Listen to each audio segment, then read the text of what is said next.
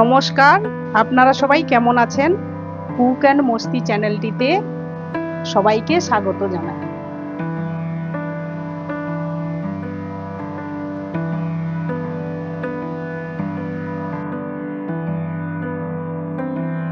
নিরামিষ মোচার তন্ডুলান্ন বানানোর জন্য নিয়েছি মোচা।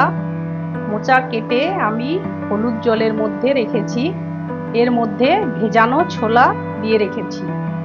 এগুলো আমি সেদ্ধ করে নেব।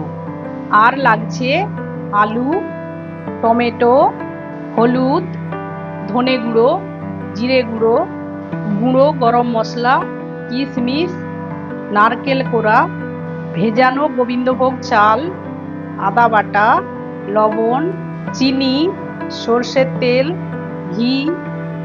ফোড়নের জন্য নিয়েছি মৌরি, গোটা জিরে, লবঙ্গ, এলাচ, দারচিনি, গোটা লঙ্কা, তেজপাতা। প্রথমে কড়ার মধ্যে ঘি দিয়ে গোবিন্দভোগ চালগুলো ভেজে নেব।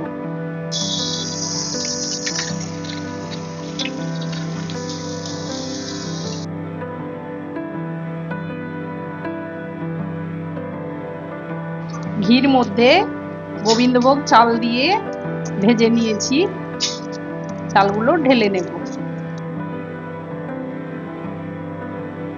কড়ার মধ্যে সর্ষের তেল দিয়ে দিচ্ছি, আলুর টুকরোগুলো ভেজে নেব।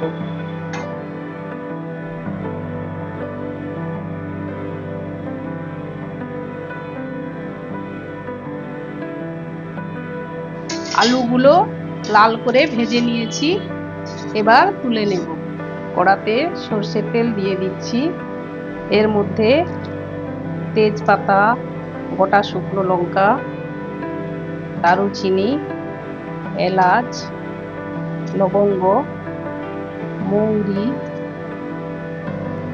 গোটা জিরে ফোড়ন দিয়ে ভালো করে ভেজে নেব।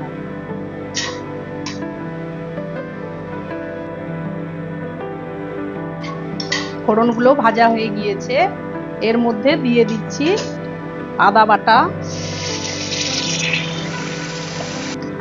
হলুদ, জিরে গুঁড়ো, ধনে গুঁড়ো, কাশ্মীরি লঙ্কার গুঁড়ো,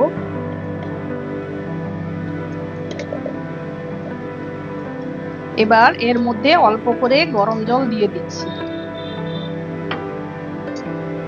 ভালো করে মশলা কষে নেব।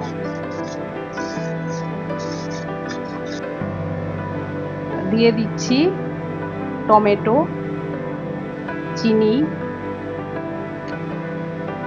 লবণ, মশলা আবার ভালো করে কষে নেব।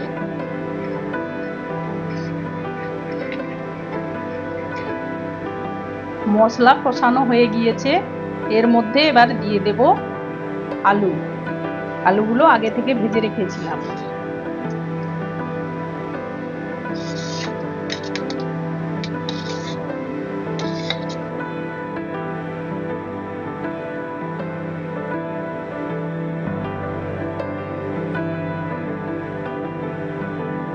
এবার এর মধ্যে দিয়ে দিচ্ছি সেদ্ধ করে রাখা মোচা ও ছোলা।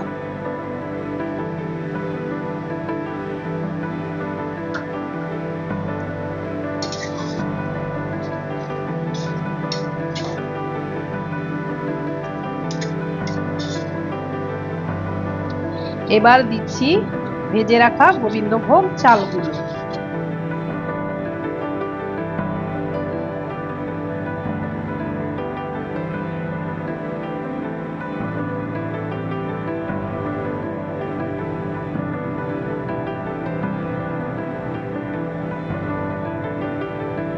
মোচার মধ্যে চালগুলো দিয়ে ভালো করে নেড়ে নিয়েছি, এবার এর মধ্যে দিয়ে দেব নারকেল কোড়া।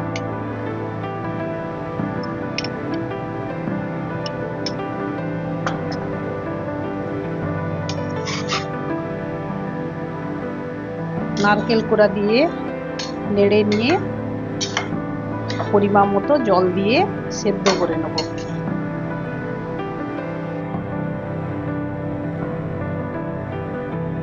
এবার এর মধ্যে 1 বাটি জল দিয়ে দিচ্ছি।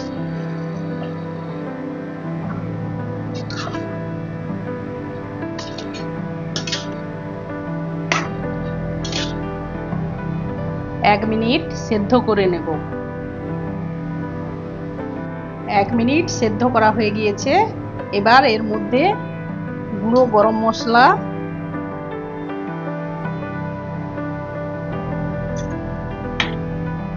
ঘি, কিশমিশ দিয়ে আমি নামিয়ে নেব।